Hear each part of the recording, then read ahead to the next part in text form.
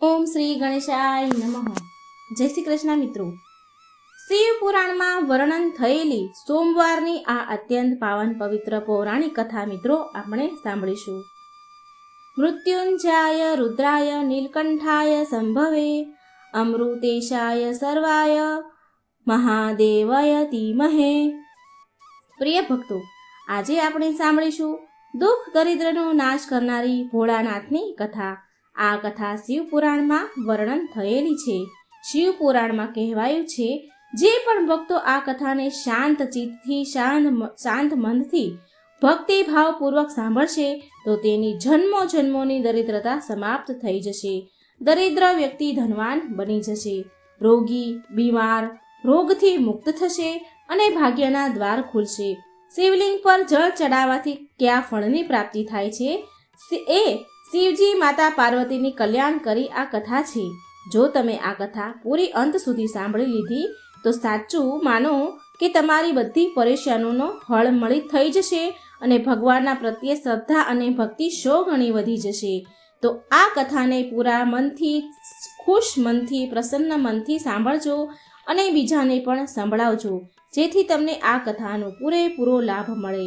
અને જો મિત્રો ભગવાનની કથા અધૂરી સાંભળીએ તો ભગવાનનું અપમાન થાય છે. સાથે આ વિડીયોને મિત્રો લાઈક પણ જરૂર કરી દેજો અને ઓમ નમઃ શિવાયનો એકવાર જયકાર જરૂર લગાવજો. શિવ પુરાણ અનુસાર એક ગામમાં એક ગરીબ બ્રાહ્મણ તેની પત્ની અને તેના પુત્ર સાથે રહેતો હતો. તેના પુત્રનું નામ હતું સોમદત્ત. તે બ્રાહ્મણ બહુ ગરીબ હતો. ગરીબ વૃદ્ધ બ્રાહ્મણ નિત્ય શિવજીને જળ ચડાવતો હતો અને તેની પત્ની બ્રાહ્મણીને આ બધું બિલકુલ પસંદ ન હતું. આમ તો બ્રાહ્મણી પહેલાં તો બહુ સેવા પૂજા પાઠ કરતી હતી, વ્રત ઉપવાસ બધું જ કરતી હતી, પણ આટલું બધું કરવા છતાં પણ તેની ગરીબી, તેની દરિદ્રતા દૂર ન થઈ. જ્યારે બ્રાહ્મણ જવાન હતા તો ક્યાંક કથાઓ સંભળાવી, કથાઓ કરી, પૂજાપાઠ કરી દક્ષિણા લાવતા અને એ જ દક્ષિણામાંથી તેનું ઘર, તેનું ગુજરાન ચાલતું હતું. છતાં પણ બ્રાહ્મણીને એક આશા હતી. એક આશા સાથે પૂજાપાઠ કરે કે ક્યારેક ને ક્યારેક તો મારા ઘરની ગરીબી દૂર થશે ને. પરંતુ ગરીબી તો દૂર થઈ જ નહીં. હવે તો બ્રાહ્મણ વૃદ્ધ થઈ ગયા. તેની અંદર એટલી શક્તિ ન હતી કે તે ક્યાંક કથા કહેવા જાય, પૂજાપાઠ કરવા જાય. હવે તો તે બીમાર રહેવા લાગ્યા. વૃદ્ધ થયા એટલે શક્તિ ન હોય. ઘરમાં તો કમાવાવાળું કોઈ હતું નહીં. બ્રાહ્મણનો દીકરો સોમદત્ત ગુરુકુળમાં ભણતો હતો. હવે તો બ્રાહ્મણીના ઘરમાં ખાવાના ફાફા પડી ગયા તો તેને બહુ ક્રોધ આવતો. પૂજા પાઠ કરવાનું એણે એટલે છોડી દીધું અને બ્રાહ્મણને પણ પૂજાપાઠ કરવાનું ના કહેતી હતી અને એવું કહે કે ભોળાનાથ અને અન્ય દેવી દેવતાઓની પૂજા કરતા કરતા વૃદ્ધ અવસ્થા આવી ગઈ, ગઢપણ આવી ગયું, પણ ભગવાનને આપણી ગરીબી દૂર ન કરી. હવે તો ઉપરથી એક એક અન્ના દાણા માટે તરસી ગયા છીએ. ખાવાના તો ફાફા પડી રહ્યા છે. અરે, મારી જ મતિ મરી ગઈ હતી કે મેં દિવસ રાત ઉપવાસ કર્યા, જપ તપમાં મારું શરીર સૂકવી નાખ્યું. હવે શું આપશે તમારો શિવ, જે તમે શિવલિંગ પર જળ ચડાવી રહ્યા છો? આવી રીતે બ્રાહ્મણની પત્ની બ્રાહ્મણને કહે. પ્રિય ભક્તો, બ્રાહ્મણીની વાત સાંભળીને બ્રાહ્મણ કંઈ કહે નહીં, કંઈ બોલે નહીં. તેને તો તેના આરાધ્ય ભોળાનાથ પર પૂરેપૂરો વિશ્વાસ હતો.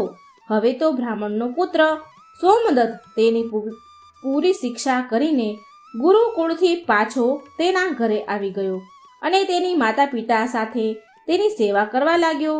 એક દિવસની વાત છે. સોમદત્ત શિવજીના મંદિરમાં પૂજા પાઠ કરી રહ્યા હતા તો શિવ મંદિરમાં શિવ ભક્તોને શિવ કથા સંભળાવી રહ્યા હતા. સોમદત્ત શિવ કથા કહેતા એવું કહે છે કે જે ભક્ત ભગવાનની કથા સાંભળે છે તેના મનમાં જે કંઈ ઈચ્છા હોય છે તે ભોળાનાથ તેની મનોકામના જરૂર ને જરૂર પૂરી કરે છે. પ્રિય ભક્તો, સોમદત્તની આ બધી જ વાતો મંદિરમાં પૂજા કરવા આવેલા તે રાજ્યના રાજા સાંભળી રહ્યા હતા. એણે આવી વાત સાંભળી અને એણે આ વાત બહુ સારી લાગી. તેને સોમદત્તની આ વાત બહુ ગમી ગઈ. તેણે સોમદત્તને તેની પુત્રી રાજકુમારીને કથા સંભળાવવા માટે નોકરી પર રાખી લીધો સોમદત્તને. હવે સોમદત્ત રોજ રાજાની છોકરીને કથા સંભળાવવા મહેલ જતો હતો અને ત્યાં દક્ષિણામાં જે પણ મળે એનાથી તેના ઘરનું પાલન પોષણ થતું હતું. એનો પોષણ કરવા લાગ્યો. આમ છતાં પણ પેલી એની માતા બ્રાહ્મણી ખુશ ન હતી. તે એવું કહે કે મને મારા દીકરાના ભવિષ્યની ચિંતા છે. આપણું જીવન તો જેમ તેમ કરીને કપાઈ ગયું, પણ મારા પુત્રનું જીવન હજી બાકી છે. આપણા મર્યા પછી તેનું શું થશે? આવી રીતે એના પતિ બ્રાહ્મણને વાત કરે છે કે આપણી ભક્તિ પૂજા પાઠનું ફળ લાગે છે ક્યારેય નહીં મળે. શું ભોળાનાથને મારું દુઃખ દેખાતું નહીં હોય? મારો પુત્ર રાજાના ઘરેથી જે પણ લઈને આવે છે, માનો એમાંથી આપણા ઘરનું ગુજરાન તો ચાલી જાય છે, એનાથી આપણા પરિવારનું પેટ તો ભરાઈ જાય છે, પણ બીજી આવશ્યકતા કેવી રીતે પૂરી થશે? ઈશ્વરે તેની આંખો કેમ બંધ કરીને રાખી છે? શું મારા પુત્રને પણ આપણી જેમ જ ગરીબીમાં જીવવું પડશે? પ્રિય ભક્તો, બ્રાહ્મણ અને બ્રાહ્મણીની આ કરુણ પોકાર જ્યારે માતા પાર્વતીએ સાંભળી તો તેણે શિવજીને કહ્યું કે હે દેવ, હે મહેશ્વર, તમે તો સર્વજ્ઞ છો. તમે કેમ આ બંનેની પરીક્ષા લઈ રહ્યા છો? બ્રાહ્મણ તમારો પરમ ભક્ત છે. હવે તમે એના દુઃખનો નાશ કરો પ્રભુ, નહીં તો કોઈ પણ બ્રાહ્મણ તમારી પૂજા પાઠ કરવાનું બંધ કરી દેશે. ક્યાંક એના મનમાં તમારા પ્રત્યેનો શ્રદ્ધા વિશ્વાસ સમાપ્ત ન થઈ જાય. ભોળાનાથ બોલ્યા, દેવી તમે ચિંતા ન કરો. મેં તેના ભાગ્ય ઉદયનો બીજ તો પહેલેથી જ રોપી દીધો છે. હવે આપણે બેવને સાથે લક્ષ્મીજી અને વિષ્ણુજીને લઈને બ્રાહ્મણના ઘરે જવાનો સમય આવ્યો છે. મારી કૃપાની સાથે એ બ્રાહ્મણ દંપતી વિષ્ણુજી અને લક્ષ્મીજીની કૃપાના પણ પાત્ર છે. બંને પતિ પત્નીએ આપણા બંનેની પૂજા એક સાથે કરી છે. હે દેવી, પૃથ્વી પર જઈને આપણે શિવ લીલા કરવાની છે. ચાલો તૈયાર થઈ જાઓ.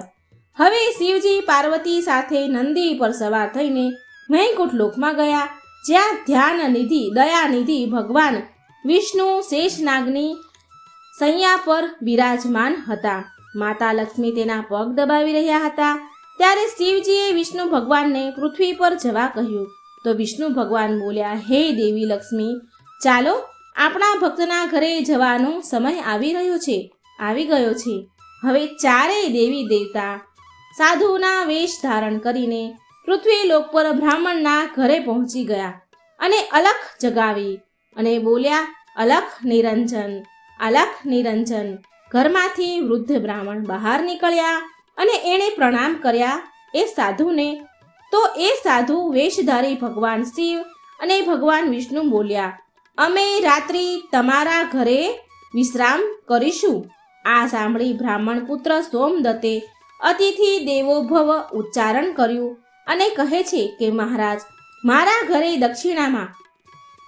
દક્ષિણામાં મળેલા મને દાળ ભાત વગેરેથી અમારા ભોજનની પૂર્તિ થાય છે, માટે હું એક સમયના ભોજનની વ્યવસ્થા તમારા માટે કરી શકું છું.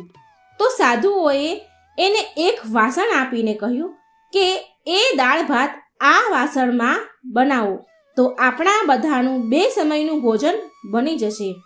આ પ્રકારે એ વાસણમાં ભોજન બનાવવાથી બંને સમયના ભોજનની પૂર્તિ થઈ જતી હતી. બીજા દિવસે પ્રાતઃકાળે સવારે સોમદત્ત જવા લાગ્યો તો સાધુ રૂપી ભગવાન શિવ પૂછે છે, હે પુત્ર, તું ક્યાં જઈ રહ્યો છે? એટલે એણે કહ્યું, સોમદત્ત કહે છે કે સાધુ મહારાજ, હું રાજાની પુત્રીને રાજકુમારીને કથા સંભળાવવા જઈ રહ્યો છું. તો સાધુ બોલ્યા કે તું કથા સંભળાવ્યા બાદ રાજાની પુત્રી રાજકુમારીને એવું પૂછજે કે તું કઈ અભિલાષાની આશાની પૂર્તિ માટે આ કથા સાંભળી રહી છે. હવે સોમદત્ત રાજકુમારીને કથા સંભળાવ્યા પછી એ પ્રશ્ન પૂછે છે કે તમે કઈ અભિલાષાની પૂર્તિ માટે કથા સાંભળો છો? તો રાજકુમારી રાજાની છોકરી બોલી કે હું એ અભિલાષાથી કથા સાંભળું છું કે મને એવો વર મળે જેની ચર્ચા બધાની જીભ પર હોય, જેના માથે સૂર્ય ચંદ્રનો પ્રકાશ હોય, શોભી રહ્યા હોય તથા એ ભાગ્યનો એવો ધનવાન હોય કે એના ચરણમાં લક્ષ્મીજી વસેલી હોય અને જાન લઈને આવે ત્યારે અત્યાર સુધી કોઈ જે જાન લઈને ન આવ્યું હોય એવી જાન લઈને આવે. તો પ્રિય ભક્તો, હવે સોમદત્ત પાછા ઘરે આવીને રાજકુમારીની બધી જ વાત એ સાધુને કહે છે. હવે જુઓ, બીજા દિવસે જ્યારે એ પ્રાતઃકાળે સોમદત્ત સવારે ફરી કથા સંભળાવવા માટે જાય છે તો સાધુ બોલ્યા, ભગવાનના વેશમાં આવેલા સાધુ બોલ્યા, બેટા, આજે ફરી એ જ પ્રશ્ન રાજકુમારીને પૂછજે અને જે ફરી કાલ વાળો જવાબ તને આપે તો એવું કહેજે કે જેવો પતિ તને જોઈએ છે એવો પતિ તો માત્ર હું એક જ છું, હું એક જ એવો વ્યક્તિ છું. આવું કહીને ભાગીને આવતો રહેજે. આ સાંભળી સોમદત્ત બોલ્યો, હે સાધુ મહારાજ, હું એક ગરીબ બ્રાહ્મણ. ક્યાં હું એક ગરીબ બ્રાહ્મણ જેનું ઘર એની દીધેલી દક્ષિણા ઉપર ચાલી રહ્યું છે, અને ક્યાં એ રાજકુમારની રાજાની પુત્રી રાજકુમારી. અને રાજા મને આ સાંભળીને મારા પરિવારને મૃત્યુદંડ આપીને મને મૃત્યુને ઘાટ ઉતારશે, માટે હું આવું નહીં કરું. તો સાધુ મહારાજ બોલ્યા, ઠીક છે, તો અમે હમણાં જ તને અને તારા પરિવારને તારી પરિવાર સહિત શ્રાપથી ભસ્મ કરી દઈશ. સોમદત્ત પહેલા તેની ચમત્કારથી ડરેલો હતો. પેલું પાત્ર આપ્યું હતું એમાં પૂરા પરિવારનું ભોજન થઈ જતું હતું. તો આ એક ચમત્કાર હતો. તો એ પહેલેથી જ આ ચમત્કારથી ડરેલો હતો. તો તેણે વિચાર્યું કે જો રાજા તો પછી મૃત્યુદંડ આપશે, પણ હું જો એ સાધુ કહે છે એવું નહીં કરું તો આ હમણાં જ અમને શ્રાપથી ભસ્મ કરી દેશે. માટે સાધુને આશ્વાસન આપીને સોમદત્ત કથા સંભળાવવા માટે ચાલ્યો ગયો. સોમદત્તે ત્યાં રાજકુમારીને કથા સંભળાવી અને કથા પૂરી થયા પછી સોમદત્ત બોલ્યા કે હે રાજકુમારી, કાલે તમે જે મને કહ્યું હતું કે એ અનુસાર જેવો વર તમને જોઈએ છે એવો વર તો માત્ર હું જ છું. આવું કહીને સોમદત્ત ત્યાંથી ભાગી આવ્યો, દોડીને તેના ઘરે ભાગી આવ્યો. રાજાની પુત્રીનો તો એકદમ આઘાત પહોંચી ગયો. તેણે દાસી દ્વારા તેના પિતાને બોલાવ્યા અને બધી જ વાત કહી. રાજાએ આશ્વાસન આપ્યું રાજકુમારીને અને કહ્યું કે એ ઉદંડ બ્રાહ્મણને તેની સજા મળશે. રાજાએ તેના મંત્રી સાથે ચર્ચા વિચારણા કર્યા તો એક વરિષ્ઠ મંત્રી બોલ્યા, સોમદત્તે તો અપરાધ તો ફાંસી દેવા લાયક કર્યો છે, પરંતુ એ એક બ્રાહ્મણ છે, તેને ફાંસી આપવાથી એક બ્રાહ્મણ હત્યાનું પાપ લાગશે. કંઈક એવું કરો કે તેને દંડ પણ મળે અને બ્રહ્મ હત્યાનું પાપ પણ ન લાગે. પ્રિય ભક્તો, ઘણો વિચાર વિમર્શ કર્યા પછી એ નક્કી થયું કે લગ્નનું નિમંત્રણ પત્ર અમુક શરતો સાથે સોમદત્ત બ્રાહ્મણના ઘરે મોકલવામાં આવે. રાજાએ શરતો વાળું નિમંત્રણ પત્ર લખાવીને તેના નોકરના હાથે સોમદત્તને ત્યાં મોકલાવ્યું. આ બાજુ સોમદત્તે ઘરે પહોંચીને સાધુઓને બધી વાત કરી. સાધુઓને કહ્યું કે તમારા કહ્યા અનુસાર રાજકુમારીને મેં કહ્યું તો રાજકુમારી બહુ ક્રોધે ભરાણી. હવે જલ્દી ફાંસીનો સંદેશ પહોંચતો જશે ઘરે. થોડી વારમાં જ નોકર નિમંત્રણ પત્ર લઈને ઘરે પહોંચી ગયો. સાધુઓએ નોકરને સન્માન સહિત બેસાડીને સોમદત્તને નિમંત્રણ પત્ર વાંચવા કહ્યું. તો તે પત્ર આ પ્રકારે હતો. સોમદત્તે પત્ર વાંચ્યો કે હે બ્રાહ્મણ પુત્ર, અમને તારા લગ્નનો પ્રસ્તાવ મંજૂર છે, પરંતુ સાથે સાથે અમારી અમુક શરતો પણ છે. અમારી બધી જ શરતો પૂરી કર્યા પછી અમે અમારી કન્યાના વિવાહ તમારી સાથે કરી દઈશું. જો શરત પૂરી નહીં થાય તો તને તારા પરિવાર સહિત ફાંસી આપવામાં આવશે. અને શરતો આ મુજબ છે. પહેલી શરત એ છે કે જાનમાં આવેલા જે બધા જાનૈયા છે, જાનૈયા માટે જાનના ઘર એટલે કે જાનૈયાના ઉતારા તથા બનાવેલા તંબુ જાનૈયાથી ભરેલા હોવા જોઈએ. જાનૈયા માટેના બધા ઉતારાઓ, બધા ઘર અને બધા બનાવેલા તંબુઓ ખાલી ન હોવા જોઈએ, બધા જ ભરેલા હોવા જોઈએ. એક પણ તંબુ ખાલી ન રહેવો જોઈએ. અને અમારી બીજી શરત એ છે કે જાનવાળા માટે, આર્થિક સત્કાર માટે બધી જ ખાદ્ય સામગ્રી, જમવાની સામગ્રીનો ઉપયોગ થઈ જવો જોઈએ, કંઈ પણ વધવું ન જોઈએ. અને અમારી ત્રીજી શરત એવી છે કે એવી અદ્ભુત જાન આવવી જોઈએ કે જેની પ્રશંસા બધા વ્યક્તિના જીભ પર હોય. હવે જાન આવવા બાદ જો કોઈ પણ શરત અધૂરી હશે તો જાનમાં આવનારા બધા જ લોકોને ફાંસી આપવામાં આવશે. પત્ર વાંચીને તો સોમદત્તનો પરસેવો છૂટી ગયો, ડરીને ધ્રુજવા લાગ્યો. સાધુઓ બોલ્યા, તું ડર નહીં પુત્ર, નોકરને ભોજન ખવડાવી પત્રનો ઉત્તર આપીને વિદાય આપો અને પત્રમાં લખો કે તમે વિવાહની તૈયારી કરો અને આ દિવસે અમે જાન લઈને આવીએ છીએ. નોકરને ભોજનમાં દાળ ભાત પીરસવામાં આવ્યા અને નોકરની થાળીમાં ચમત્કારથી 36 પ્રકારના ભોજન બની ગયા. વિદાય કરતા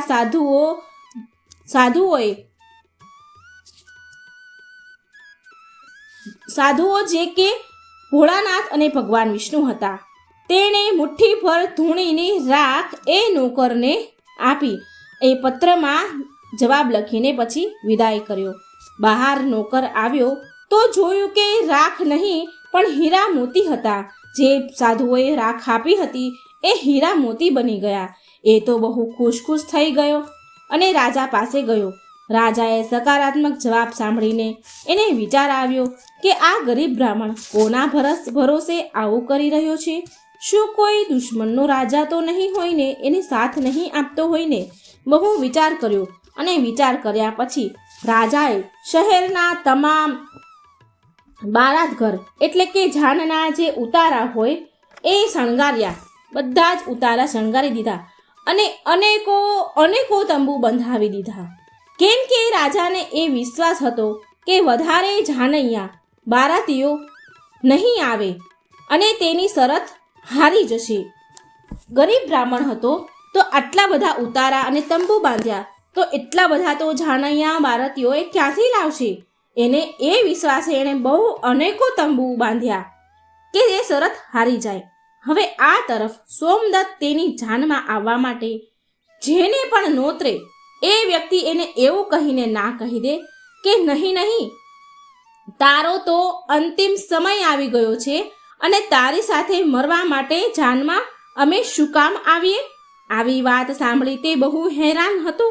લગ્નવાળા દિવસે સોમદત્તને દુઃખી જોઈ ભગવાન રૂપી સાધુ બોલ્યા, પુત્ર, આજે તો તારા વિવાહ છે અને તું આટલો દુઃખી કેમ થઈ રહ્યો છે? તૈયાર થઈ જા અને અમારી સાથે ચાલ. તું કોઈ પણ વાતની ચિંતા ન કર, અમે તારી સાથે છીએ. એટલે સોમદત્તે ભાગ્યમાં જે લખ્યું હશે એ થશે આમ વિચારીને સોમદત્ત સાધુ સાથે ચાલતો થયો. ભગવાન શિવજીએ જાનમાં આવવા માટે બધા જ દેવી દેવતાઓને મનુષ્યના રૂપમાં આમંત્રિત કર્યા તથા ભૂત પ્રેત અનેક ગણોને પણ લગ્નમાં બોલાવી લીધા. જેના કારણે સજાવેલા જાનૈયાના ઉતારા બધા જ તંબુ ભરાઈ ગયા અને ઉપરથી તેમ છતાંય અમુક જાનૈયા તંબુ વગરના જ રહી ગયા. ઉતારામાં એ બધાને જગ્યા ન મળી અને રાજા પાસે સૂચના મોકલવામાં આવી કે જાનૈયાઓ માટે ઉતારાઓ બીજા તૈયાર કરાવડાવો, બીજા ઉતારાઓનો, બીજા તંબુઓનો પ્રબંધ કરવામાં આવે. આવી સૂચના મોકલાવી અને આવી સૂચના મળવાથી રાજાએ વિચાર કર્યો કે ક્યાંથી આટલા જાનૈયા આવી ગયા, મારે જઈને જોવું જોઈએ. રાજા તો ઉતાવળે ત્યાં પહોંચ્યા. રાજાને આવતા જોઈને શુક્લવ ને શનિદેવને ભગવાન શિવે બાળકના રૂપમાં બનાવી દીધા. ભગવાન શિવે એમને બાળકનું રૂપ ધારણ કરાવી દીધું અને ભૂખના કારણે રડાવા લાગ્યા. ભગવાન શિવે શનિદેવને બાળકનું રૂપ બનાવ્યું. બહુ બધા લોકોને બાળકનું રૂપ બનાવડાયું અને ભૂખના કારણે રડતા હોય એવું કરવા લાગ્યા. એ બાળકો ખૂબ જોરથી રડતા હતા. રાજાએ એ બાળકોને રડતા જોઈને પૂછ્યું એ સાધુ મહારાજને પૂછ્યું, આ બાળકો કેમ રડી રહ્યા છે? તો સાધુ રૂપમાં શિવજી બોલ્યા, હે રાજન, આ બાળકોને બહુ ભૂખ લાગી છે. રાજાએ એ બાળકોને ખાવા માટે મોકલી દીધા. જ્યાં રસોઈ તૈયાર કરવામાં આવી હતી આટલા બધા વિશાળ જાનૈયાઓ માટે. થોડા સમય પછી રાજાના કર્મચારીઓ રાજા પાસે આવ્યા અને કહે છે કે એ 2 બાળકો તો બધું જ ભોજન ખાઈ ગયા અને હજી પણ ભૂખ કરતા બૂમો પાડી રહ્યા છે, રડી રહ્યા છે. કેટલું બધું ભોજન બનાવવામાં આવ્યું હતું, એ બધું જ ભોજન આ 2 બાળકો જ ખાઈ ગયા છે. આ સાંભળીને રાજા તો થોડી વાર હેરાન થઈ ગયો, બહુ આશ્ચર્યમાં પડી ગયો અને હવે બધું ભોજન ખાઈ ગયા. આટલું બધું ભોજન એકસાથે તૈયાર કેવી રીતે થાય? તો એ રાજા ચિંતામાં પડી ગયો. હવે તેનો ઘમંડ એનો તૂટ્યો. તેણે તેનો ઘમંડ ત્યાગીને સાધુ સામે નત મસ્તક નમાવી કહ્યું, હે મહારાજ, હે સાધુ મહારાજ, હવે મારી લાજ, મારી આબરૂ તમારા હાથમાં છે. સાધુ રૂપી ભગવાન બોલ્યા, કંઈ વાંધો નહીં, બધું જ બરાબર થઈ જશે. તું ઘરે જઈને જાનના સ્વાગતની તૈયારી કર. રાજાએ શહેરને બહુ સુંદર રીતે શણગાર્યું. બધી જગ્યાએ ફૂલો, ઝાલરોથી આખું શહેર એક દુલ્હનની જેમ શણગારી દીધું. સોમદત્ત પણ વરરાજાના વસ્ત્રમાં એક રાજકુમારની જેમ સુંદર દેખાઈ રહ્યો હતો. સાંજનો સમય થયો. સાંજના સમયે તેને એક સુંદર રથમાં બેસાડવામાં આવ્યો. રથની આગળ અનેક પ્રકારના બેન્ડ બાજાવાળા, નગારાવાળા નાચતા ગાતા હતા. વરરાજાના મસ્તકને ચંદ્ર અને સૂર્ય ભાતી સજાવ્યું.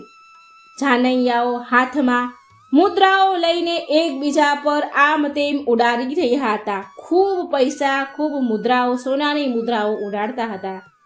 જાનનું આવું અદ્ભુત દ્રશ્ય જોઈને લોકો આપસમાં એકબીજા સાથે વાતો કરવા લાગ્યા.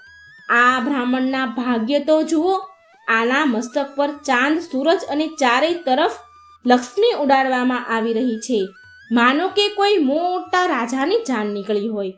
આવી જાન તો અમે અમારા જીવનમાં ક્યારેય નથી જોઈ અને ના તો આગળ જોવાની ઉમ્મીદ છે કે આવી જાન જોવા મળશે. આ ભાગ્યનો બહુ મોટો ધનવાન છે. પ્રજાની આવી વાત સાંભળી માતા પાર્વતીજી શિવજીને કહે છે, હે સ્વામી, તમે જેના પર કૃપા કરો છો એના માટે તો અન્નધનના ભંડાર ખોલી દો છો. ભગવાન ભોળાનાથે કહ્યું, હે પાર્વતી, જે ભક્ત મારી પૂજા શ્રદ્ધા ભક્તિથી કરે છે, હું એને એની પૂજાનું ફળ જરૂર આપું છું. અને દુઃખ ત્યાં સુધી તેને વેઠવું પડે છે, દુઃખ ત્યાં સુધી સહન કરવું પડે છે જ્યાં સુધી તેના પાપ કર્મ પૂરા ન થઈ જાય. પુણ્ય કર્મ જેવા ઉદય થાય છે એવા જ તેના ભાગ્યના દરવાજા ખુલી જાય છે. અને જે ભક્ત ભગવાનની કથા સાંભળે છે તેને પણ રાજકુમારીની જેમ ફળ મળે છે. રાજકુમારીએ રોજ ભગવાનની કથા સાંભળી અને તેના મનમાં જે કામના કરી હતી, એને જે ઈચ્છ્યું હતું એ બધું જ એને મળ્યું. આ તો ભોળાનાથ, મા પાર્વતી, ભગવાન વિષ્ણુ અને મા લક્ષ્મીનો મહિમા હતો, જેના કારણે બ્રાહ્મણ ધનવાન થયો. મિત્રો, એની ઝૂંપડી પણ મહેલ જેવી સુંદર બની ગઈ. તેના ઘરમાં નોકર, ચાકર, અન્નધનની કમી ન રહી. અપાર ધન દોલતથી ભરેલું ઘર થઈ ગયું. અને બ્રાહ્મણીએ પણ ભગવાનની પૂજા અર્ચના શરૂ કરી દીધી અને ખૂબ દાન દક્ષિણા આપવાની શરૂ કરી દીધી. અને સોમદત્ત અને રાજકુમારીના વિવાહ થઈ ગયા અને સુખ શાંતિથી રહેવા લાગ્યા અને રોજ ભગવાનની કથા સાંભળવા લાગ્યા. શિવ પાર્વતીની કથા છે, ખૂબ જ સરસ કથા છે, આપણા જીવનને લગતી જ કથા છે. મિત્રો, આ કથા સાંભળીને તમને ઘણું બધું સમજાઈ જશે કે આપણે ક્યાં ભૂલ કરીએ છીએ, આપણા જીવનમાં શું થઈ રહ્યું છે. તો આ શિવ પાર્વતી સંવાદ પૂરા ધ્યાનથી સાંભળજો. વિડીયો સારો લાગે તો લાઈક અને શેર જરૂર કરજો અને આ ચેનલને સબસ્ક્રાઈબ પણ જરૂર કરી દેજો. કમેન્ટ બોક્સમાં ભગવાનનું નામ પણ જરૂર લખજો. ઓમ નમઃ શિવાય. મા પાર્વતીની જય. પાર્વતીજી શંકર ભગવાનને 2 પ્રશ્ન પૂછે છે. એમાં પહેલો છે કે મનુષ્યો વિપત્તિઓમાં કેમ ફસાય છે, અને બીજો પ્રશ્ન છે કે કેવો ગુણ માણસને ધનવાન બનાવે છે. તો એકવાર શંકર ભગવાન અને પાર્વતીજી ભ્રમણ કરી રહ્યા હતા. તે સમયે પાર્વતીની નજર એક ગરીબ ઉપર પડી. તે ગરીબ માણસ શંકર ભગવાન અને પાર્વતીજી જ્યાં ચાલી રહ્યા હતા ત્યાં સામેથી આવી રહ્યો હતો. તે ગરીબ માણસ જોઈને માં પાર્વતીજી શંકર ભગવાનને કહે છે કે પ્રભુ, તમે તો બધાના જ દુઃખ દૂર કરો છો. જુઓ, સામે પેલો ગરીબ દુઃખી માણસ આપણી તરફ આવી રહ્યો છે. જુઓ પ્રભુ, તે માણસ પર સારા કપડાં પણ નથી. બિચારાએ ફાટેલા તૂટેલા કપડાં પહેર્યા છે અને એને જોઈને તો એવું લાગી રહ્યું છે કે તે કેટલાય દિવસથી ભૂખ્યો છે. તે બિચારો રસ્તામાં ચાલી પણ નથી શકતો. તેટલી ખરાબ છે હાલત એની. હું પ્રભુ તમને વિનંતી કરું છું કે ભગવાન, તમે એનું દુઃખ દૂર કરો અને આ ગરીબને અમીર બનાવી દો.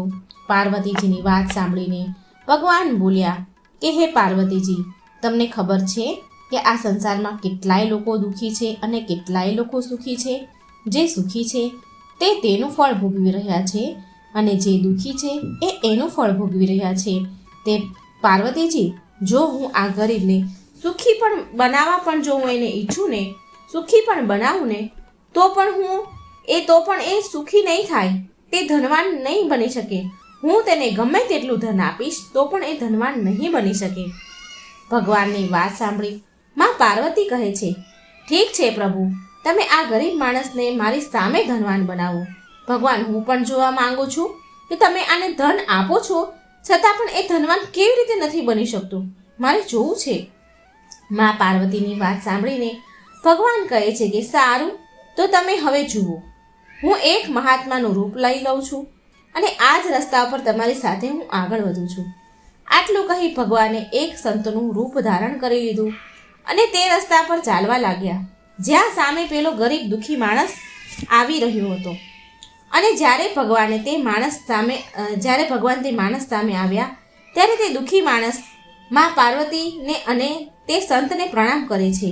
શંકર પાર્વતીજીએ તો સાધુનું રૂપ ધારણ કર્યું છે એટલે એ ગરીબ માણસ એમને પ્રણામ કરે છે અને તે માણસ તે સંતને કહે છે કે મહારાજ, હું કેટલાય દિવસથી ભૂખ્યો છું. મેં કેટલાય દિવસથી ભોજન નથી ખાધું.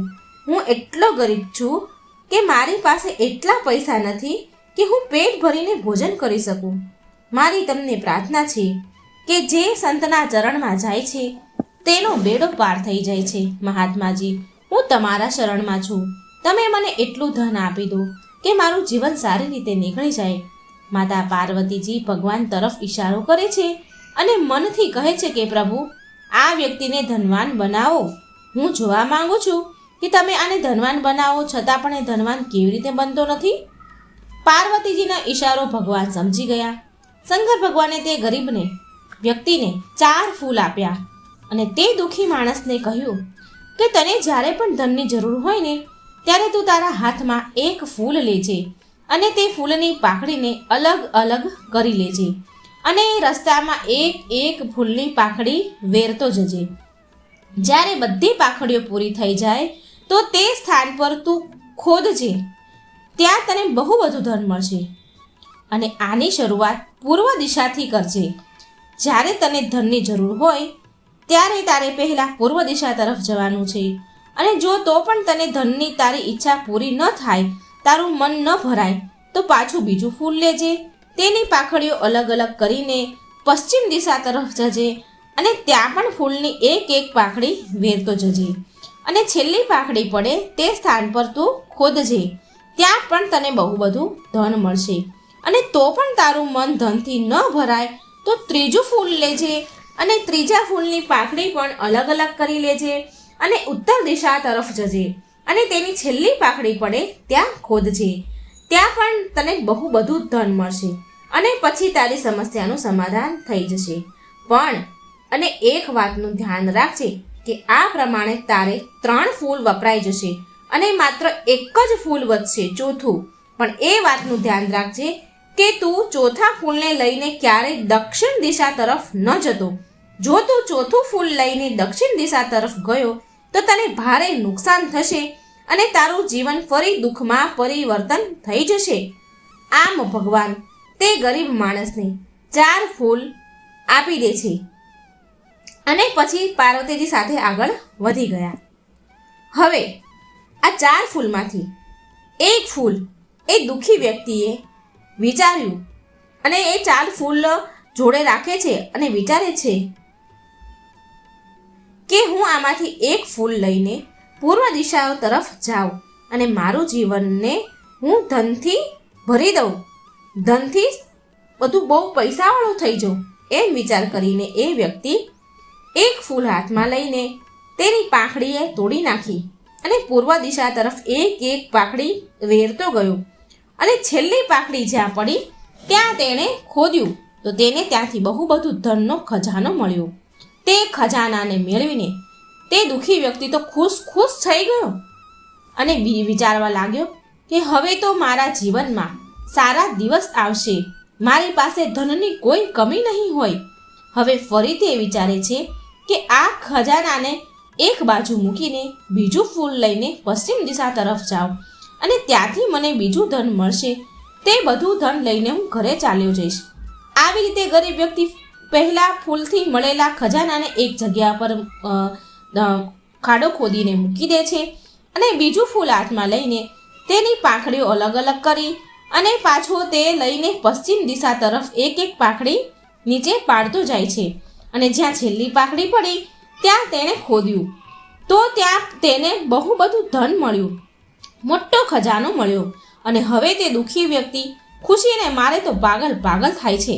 તે વિચારે છે કે હવે મારા જેટલો ધનવાન બીજો આ દુનિયામાં કોઈ નહીં હોય, છતાં પણ તેને એટલા ધનથી સંતોષ ન થયો અને ફરીથી તે વિચારે છે કે હું આ ધનને પહેલા ફૂલની મળેલા ખજાનાની જેમ ફરી છુપાઈ દઉં અને ત્રીજું ફૂલ લઈને ફરી હું ઉત્તર દિશા તરફ જઈશ અને ત્યાં પણ જે ધન મળે એ બધું લઈ લઈશ, બધું ભેગું કરીને પછી હું ઘરે ચાલ્યો જ જઈશ. આમ તે બીજું ફૂલ હતું જે બીજા ફૂલથી ધન મળ્યું હતું એ પણ એને સુરક્ષિત જગ્યા પર મૂકી દીધું અને આમ વિચાર કરી તે ગરીબ વ્યક્તિ ત્રીજું ફૂલ હાથમાં લે છે અને તે ફૂલની પાંખડીઓ અલગ અલગ કરે છે અને તે ઉત્તર દિશા તરફ ચાલવા લાગે છે. તે ઉત્તર દિશામાં એક એક ફૂલની પાંખડી વેરતો જાય છે, પાડતો જાય છે અને છેલ્લી પાંખડી વધે છે તો તે ત્યાં ખોદે છે. ત્યાં પણ તેને બહુ બધું સારું ધન મળ્યું, ખૂબ ખજાનો મળ્યો, સોના હીરા મોતી ઝવેરાત બહુ મળ્યું. હવે તો તે વ્યક્તિનું ખુશીનું કોઈ ઠેકાણું ન રહ્યું. એ તો ખુશીના મારે નાચવા કૂદવા લાગ્યો અને મનમાં વિચાર કરે છે કે મારા જેટલો ધનવાન આ સંસારમાં કોઈ નથી, મારી પાસે પુષ્કળ ધન ભેગું થઈ ગયું છે. હવે તો હું જે ચાહીશ એ બધું જ કરીશ, બધી જ મારા સપનાઓ મારી ઈચ્છાઓ હું પૂરી કરીશ. હવે મેં 3 ફૂલોને તો વાપરી લીધા છે પણ ક્યાંક આ ચોથું ફૂલ ખોવાઈ ન જાય, ચાલ આને પણ હું વાપરી જ લઉં. મને પેલા મહાત્માજીએ તો ના પાડી હતી કે આ ચોથા ફૂલને દક્ષિણ દિશા તરફ લઈને ન જતો, પણ મારે તો હજી વધારે ધનવાન બનવું છે, મારે તો હજી ધન જોઈએ છે. હું તો જરૂર આ ફૂલ પણ વાપરી જ લઉં. પછી ત્રીજા ફૂલથી જે ધન મળ્યું એ પણ તેને સુરક્ષિત જગ્યાએ મૂકી દીધું. 3 ફૂલનું જે ધન મળ્યું એ બધું જ એને સાચવીને સુરક્ષિત જગ્યાએ મૂકી દીધું. આમ તેને ધનની વધારે લાલચ લાગી. જે મળ્યું એમાં એને સંતોષ ન હતો અને હજી લાલચ હતી. તેણે ચોથા ફૂલને પણ હાથમાં લઈને તેની પાંખડીઓ તોડી લીધી અને તે લઈને દક્ષિણ દિશા તરફ જવા લાગે છે અને દક્ષિણ દિશામાં તે ફૂલની એક પાંખડીઓ નીચે નાખતો જાય છે અને છેલ્લી ફૂલની પાંખડી નીચે નાખી તો ત્યાં તે જગ્યાએ તેણે ખોદ્યું તો તેને એક મહેલનો દરવાજો દેખાયો. ત્યાં બહુ મોટો દરવાજો હતો. પછી તે દુઃખી વ્યક્તિએ દરવાજાને ખોલ્યો તો તેને અંદર મહેલ દેખાય છે અને મહેલની અંદર ચારેય બાજુ હીરા સોના ચાંદી જડેલા દેખાય છે. આખો મહેલ સોનાનો અને તે મહેલમાં બધું જ જુએ છે પણ ત્યાં તેને કોઈ દેખાતું નથી. આખો મહેલ જુએ છે, ત્યાં એને કોઈ પણ દેખાણું નહીં. ખૂબ પૈસાથી ભરેલો મહેલ, હીરા મોતીથી જડેલો મહેલ. અને તે ગરીબ વ્યક્તિ વિચારે છે કે આ કેટલો સુંદર હીરાનો સોનાના ચાંદીનો જડેલો મહેલ છે. નક્કી તે મહાત્માએ આ મહેલને તેના માટે જ રાખ્યો હશે, એટલે જ તે મહાત્મા મને આ ચોથું ફૂલ વાપરવાની ના કહેતા હતા કે કે આ ચોથા ફૂલને લઈને તું દક્ષિણ દિશા તરફ ન જતો? જરૂર એ મહાત્માને લાલચ હતી, પણ હું કેવી રીતે માનું? મારે તો બહુ બધું ધન અને સોનું જોઈતું હતું, અને હવે તો આ મહેલમાં કોઈ નથી, એટલે આ મહેલ તો મારો બની ગયો. આ મહેલમાં જેટલા પણ હીરા, સોના, ચાંદી ભરેલા છે, જે ભંડાર છે, એ બધા જ મારા છે. હવે મારાથી મોટો ધનવાન કોઈ નથી. હવે હું આખું એ જીવન સુખ શાંતિથી જીવીશ, સુખ ભોગવીશ. મિત્રો જુઓ, ભગવાન શંકર પાર્વતીજીને કહે છે કે જુઓ પાર્વતીજી, મેં તમને કહ્યું હતું ને કે હું તેને ધનવાન બનાવવા માંગીશ, તો પણ એ વ્યક્તિ ધનવાન નહીં બને. તમે જીદ કરી હતી, માટે એ 4 ફૂલ મેં એને આપ્યા હતા. અને જો મેં એ વ્યક્તિને ના કહી હતી કે તું ચોથું ફૂલ લઈને દક્ષિણ દિશામાં ન જતો, પણ આ વ્યક્તિએ મારી વાત માની નહીં અને ચોથા ફૂલને લઈને દક્ષિણ દિશામાં પહોંચી ગયો છે. ચોથું ફૂલ લઈને હવે તમે જોયા કરશો કે આગળ શું થાય છે. તમે મારી વાત માનતા નહોતા ને, પણ હવે આગળ જુઓ તમે. હવે એ ગરીબ વ્યક્તિ મહેલમાં થોડો આગળ વધ્યો, એટલે તેને મહેલના એક રૂમમાં અવાજ આવ્યો. એટલે તે માણસ જોવા માટે તે રૂમમાં ગયો. ત્યાં તે જુએ છે કે એક માણસ ત્યાં ઘંટી ચલાવતો હતો, દળવાનું કામ કરતો હતો. એટલે આ ગરીબ માણસ તે ઘંટી ચલાવવા વાળાને સવાલ કરે છે કે તમે આ મહેલમાં ઘંટી કેમ ચલાવી રહ્યા છો? આ મહેલનો માલિક કોણ છે? આ દુઃખી માણસની વાત સાંભળી તે ઘંટી ચલાવવા વાળો કહેવા લાગ્યો કે હું તમને મારા પ્રશ્નના ઉત્તર આપીશ, એક શરત પર આપીશ. જો તું મારી જગ્યા પર થોડી વાર માટે ઘંટી ચલાવીશ, તો હું ઘણા સમયથી ઘંટી ચલાવી રહ્યો છું, માટે હું થાકી ગયો છું. થોડી વાર મને આરામ કરવા દે. અને પછી તે ગરીબ વ્યક્તિ તેની શરત માને છે અને તેને કહે છે કે તમે હટી જાઓ, હું તમારી જગ્યાએ ઘંટી ચલાવીશ, પણ તમે મારા પ્રશ્નનો ઉત્તર આપો. પછી તે દુઃખી વ્યક્તિ ગરીબ માણસ એ ઘંટી ચલાવવાના સ્થાન પર આવી જાય છે અને ઘંટી ચલાવવા લાગે છે. અને જે પેલો માણસ હતો, જે પહેલેથી જ ઘંટી ચલાવી રહ્યો હતો, તે દૂર જઈને ઊભો રહી જાય છે અને કહે છે કે પૂછે છે, હવે તારા બધા પ્રશ્નના હું જવાબ આપું છું, સાંભળ. ત્યારે તે દુઃખી માણસ તેને પૂછે છે કે મને કહો કે આ મહેલનો માલિક કોણ છે અને તમે અહીં ઘંટી કેમ ચલાવી રહ્યા છો? અને ત્યારે તે પેલો ઘંટી ચલાવવાવાળો જે માણસ હતો, એ દુઃખી માણસ એ ગરીબ માણસને કહે છે કે મને એક સંતે 4 ફૂલ આપ્યા હતા અને મને ચોથું ફૂલ લઈને દક્ષિણ દિશા તરફ આવવાની મને ના પાડી હતી, પણ હું વધારે ધન મેળવવાના લોભમાં મેં એમની વાત માની નહીં. જે મને પેલા 3 ફૂલ ધન જે પેલા મને 3 ફૂલથી ધન મળ્યું હતું, તે મેં ગુમાવી દીધું. અને હું તારી જેમ જ અતિશય ધન મેળવવાની લાલચમાં આ મહેલમાં આવી ગયો, ચોથું ફૂલ વાપરી. અને આ મહેલનો માલિક તે જ છે જે આ ઘંટી ચલાવે છે. અને જેવું જ આ ઘંટી ચલાવવાની બંધ થશે, આ ઘંટી બંધ થશે, તેવો જ આ મહેલ ભાંગી પડશે અને તું આ મહેલમાં જ દટાઈ જઈશ અને મરી જઈશ. મારી પહેલા કોઈ બીજો લાલચી વ્યક્તિ હતો જે આ ઘંટી ચલાવી રહ્યો હતો, અને મેં પણ તારી જેમ જ તે સંતની વાતને ન માની અને હું અહીં આવી ગયો. તું તારી લાલચમાં અહીં આવી ગયો. હવે તારી અને મારી જેમ કોઈ ત્રીજો લાલચમાં અહીં આ મહેલમાં આવશે અને તારી જગ્યાએ ઘંટી ચલાવશે, ત્યારે જ તું અહીંથી છૂટીશ, ત્યારે તું અહીંથી આઝાદ થઈ શકીશ. જો તું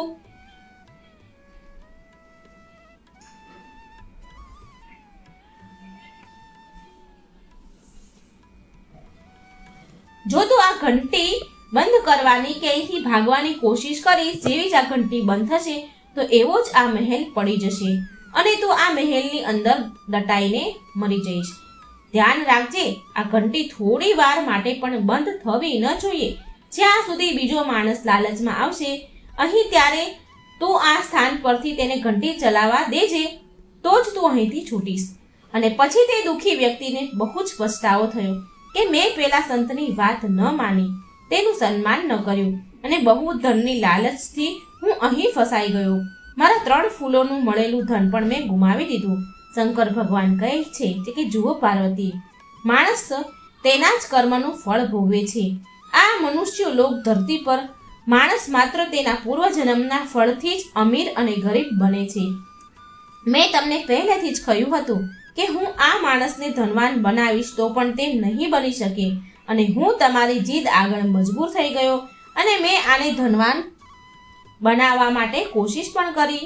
શંકર ભગવાન પાર્વતીજીને કહે છે કે તમારે બે પ્રશ્ન હતા ને, કે માણસ વિપત્તિમાં કેવી રીતે ફસાય છે અને બીજો પ્રશ્ન કે કયો ગુણ માણસને ધનવાન બનાવે છે. તો બંને પ્રશ્નના ઉત્તર સમજી લો કે જે લાલચી પ્રકારના માણસ હોય છે તે વધારે પામવાની લાલચમાં જે તેની પાસે હોય છે ને તે પણ ગુમાવી દે છે અને તેમાં જીવનને દુઃખોથી ભરી દે છે અને આખું જીવન દુઃખમાં જ જીવે છે અને રોયા કરે છે. અને પાર્વતીજી, માણસને ધનવાન બનવું છે તો ધન બચાવવાનો સૌથી મોટો સારો ઉપાય એ છે કે પોતાના ખર્ચ પર નિયંત્રણ કરવું અને જેટલું કમાવું જરૂરી છે તો તેટલું બચાવવું પણ જરૂરી છે. જે પોતાનું ધન બચાવવાનું જાણે છે તે વ્યક્તિને જિંદગીભર કોઈ સામે હાથ ફેલાવવાનો વારો નથી આવતો અને આસાનીથી એ જીવન જીવી શકે છે. આવા લોકો તેની મુશ્કેલીના સમયમાં આસાનીથી તેનું જીવન જીવી લે છે. અને તમારા બીજા પ્રશ્ન અનુસાર લક્ષ્મીને ચંચળ મનાય છે, માટે પૈસાનો ઉપયોગ સાચવીને કરવો જોઈએ. જે માણસ પૈસાને પાણીની જેમ વાપરે છે તો તે માણસને એક દિવસ હેરાની, પરેશાની, મુસીબતીઓનો સામનો કરવો પડે છે. પોતાના જીવનને સુખી કરવા માટે લક્ષ્યને નિર્ધારિત કરવું જોઈએ, કારણ કે જો લક્ષ્ય જ નિર્ધારિત ન કરો તો તે કંઈ મેળવી જ ન શકાય. કેવી રીતે મેળવે? માણસને પૈસા માટે અધર્મનો માર્ગ પસંદ ન કરવો જોઈએ. અનૈતિક કાર્યથી કમાયેલું ધન વધારે સમય નથી ટકતું. ધનથી, પૈસાથી માણસનું માન સન્માન વધે છે, માટે પોતાની કમાણીનો થોડો ભાગ દાન, ધર્મ, પુણ્ય માટે નીકાળવો જોઈએ. આનાથી જરૂરિયાતમંદ લોકોને મદદ મળે છે અને આ પુણ્યથી મા લક્ષ્મીની કૃપા સદાય આપણા ઉપર વરસે છે. તો મિત્રો, આ હતી ભગવાન શિવ પાર્વતીની કથા. જો મિત્રો તમને આ કથા સારી લાગે તો ચેનલ લાઈક કરજો, ચેનલને સબસ્ક્રાઈબ જરૂર કરજો, વિડીયોને લાઈક પણ જરૂર કરજો. જય શ્રી કૃષ્ણ. રાધે રાધે. Thank you.